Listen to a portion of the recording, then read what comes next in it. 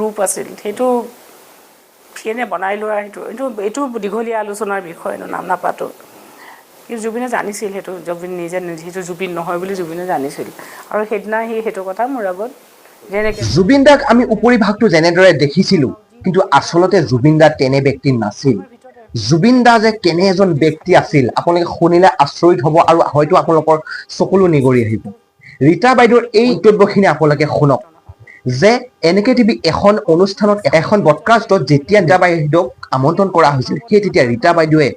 কি মন্তব্য আগবঢ়ালে জুবিন দাৰ বিষয়ে আৰু ৰীতা বাইদেউ জুবিন দাৰ বাবে কি কৰিম বুলি ক'লে ৰীতা বাইদেউ সকলো কথা এই ভিডিঅ'টোত অৱগত কৰিছে গতিকে আপোনালোকে ভিডিঅ'টো স্কিপ নকৰিব যদি আপোনালোকে স্কিপ কৰে হয়তো আপোনালোকে বহুত কথা শুনিবলৈ নাপাব যে জুবিন দা আচলতে কেনে এজন ব্যক্তি আছিল প্ৰকৃতিৰ লগত তেখেতে কেনেদৰে এডজাষ্ট হৈছিল আৰু সেই ছিংগাপুৰলৈ যোৱা আগদিনা ৰীতা বাইদেউ কি গুৰুত্বপূৰ্ণ মন্তব্য কিছুমান ৰীতা বাইদেউ কি কথা কৈ গৈছিলে কেনেধৰণৰ মন্তব্য আগবঢ়াইছিলে জুবিন দাই আপোনালোকৰ শুনিলে আপোনালোকৰ হয়তো চকুলো নিগৰি আহিব গতিকে ভিডিঅ'টো আপোনালোকে স্কিপ নকৰিব আহক আমি ভিডিঅ'টোলৈ আগবাঢ়ো পোৱা বুলি ক'ব পাৰোঁ এম্পেথি ক'ব আমি যিকোনো ধৰণৰ যি মানে নামাতো লাগিলে আমাৰ ভিতৰত এগছি যদি চাকি জ্বলি নাথাকে তেতিয়াহ'লে আমি আমাৰ সৃষ্টিটোত সেই পোহৰটোৱে প্ৰতিফলিত নহ'ব গতিকে মই ভাবোঁ যে চাকি গছ জ্বলাই ৰাখিবলৈ হ'লে আমি বহুত সীমাবদ্ধতাৰ পৰা নিজক মুক্ত কৰিব লাগিব সৰু সৰু ইচ্ছাবোৰ সৰু মানুহৰ আশা থাকে মানুহৰ সৰু আশাবোৰৰ পৰা পাৰ হৈ যাব পাৰিব লাগিব ডাঙৰ সপোনৰ পিনে গৈ থাকিব পাৰিব লাগিব নিজৰ পোহৰেৰে বাট চিনি যি আগবাঢ়ি যাব পাৰিব তেওঁ বাট বহুত দীঘলীয়া হ'ব মই দুটামান কথা আৰু সুধিবলৈ থাকি গ'ল মই বিশেষকৈ জুবিন গাৰ্গৰ বিষয়ে কথা দুটামান সুধিবলৈ থাকি গ'ল কাৰণ জুবিন গাৰ্গৰ সৈতে আপোনাৰ যিটো আপোনাৰ সাক্ষাৎকাৰ যিখিনি কথা কৈ থৈ গৈছে আমি ইমান দিনলৈকে ডাঙৰ হোৱালৈকে জুবিন গাৰ্গে এনেকৈ কাৰোবাৰ সৈতে কথা পাতিছে যেন আজি লগা নাই বা দেখাও নাই এতিয়া জীৱনৰ জুবিন গাৰ্গে ক'ব লগা ভিতৰৰ সমস্ত কথাখিনি যেন আপোনাকে কৈ থৈ গ'ল তেনেকুৱা ধৰণৰ বহুত এটা হয় আপুনি ভাবিছিলনে জুবিন গাৰ্গ আচলতে জুবিন গাৰ্গৰ মাজত তেনেকুৱা এজন মানুহ সোমাই আছিল ইণ্টাৰভিউটো লোৱা আগলৈকে সেই আৰম্ভণিৰ জুবিন যেতিয়া মায়া এইবোৰ নাম এইবোৰ ওলাইছিল সেইখিনি সময় যি জুবিনৰ সেইখিনি সময়ৰ আমিতো তেতিয়া জুবিনক আমি বেছি ভালকৈ জানিছিলোঁ আৰু আমিতো জুবিনতকৈ বহুত ডাঙৰ কিন্তু জুবিনৰ ভিতৰত বিশেষকৈ জুবিনৰ কণ্ঠত কিবা এটা বেলেগ কিবা এটা আছিল কিন্তু সেইদিনা যদি মই তেওঁক লগ নাপালোহেঁতেন তেনেকৈ হয়তো মই ইমানখিনি উপলব্ধি কৰিব নোৱাৰিলোহেঁতেন হয়তো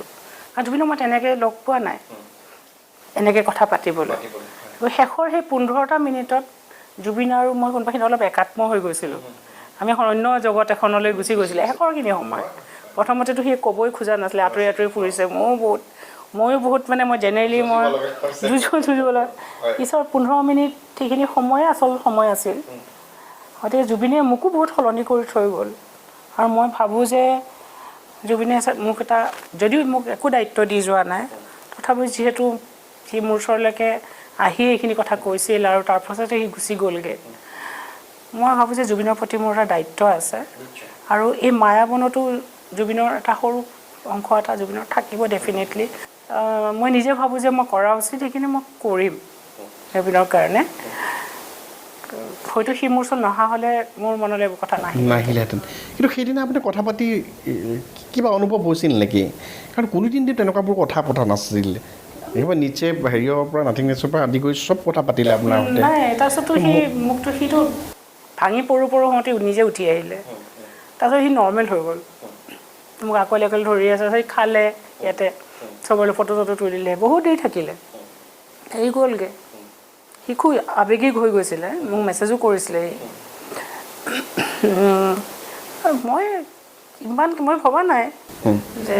এনেকুৱা কিবা এটা হৈ যাব বুলি কেনেকৈ ভাবিব মই নাজানো যে তেওঁ তালৈ যাব বা মই কোনো একো দেখা নাছিলোঁ তেনেকুৱা একো খালি মই দেখিছিলোঁ যে গাটো অলপ গৰম আৰু সি অলপ কঁপি আছে হয়তো সি আৱেগিক হৈ কঁপিছে নে কিয় কঁপিছে মই নাজানো মোৰতো লাগিছিল যে তাৰ গাটো ভাল নহয় এনেকুৱাই লাগিছিলে মোৰ মই কেনেকৈ মইতো কল্পনাৰ বাহিৰৰ এটা কথা। আৰু এটা কথা বাইদেউ, মই এই কথাটো মই উপলব্ধি কৰোঁ, জুবিনক আমি কোনোবাখিনিত যিমানখিনি আমি মৰম দিছে ৰাইজে অসমত তেওঁৰ কণ্ঠটোৰ জৰিয়তে, কিন্তু তাৰ মাজতো বহুতখিনি কিছুমান গুণ আছিলে জুবিন গাৰ্গৰ। সেই কথাখিনি আমি সঠিকভাৱে তেওঁক আমি বিশ্লেষণ নকৰিলোঁ নেকি, বা আমি সঠিকভাৱে তেওঁক জুবিন আচলতে হয়তো জুবিন য'ত যিখিনি মাটিত জুবিন বিকাশ হ'লহেঁতেন সেইখিনি মাটি সি হয়তো বিচাৰি নাপালে। মানে সকলো গছ গছনিৰে এডোখৰ নিজৰ ধৰণৰ মাটি থাকে, যে এইটো মাটিত এইটো গছ ভাল হয়, লহপহকৈ বাঢ়ে। গতিকে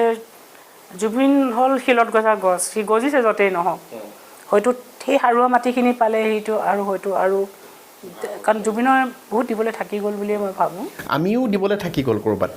তেওঁক কোনোবাখিনিত। জুবিনক আমি সেই সাৰুৱা মাটিডোখৰ আমি দিবলৈ কথা আমি হয়তো কোনেও নাভাবিলোৱে যে সাৰুৱা মাটি এডোখৰ তাক লাগিছিল। কাৰণ জুবিনৰ উপৰুৱাকৈ এটা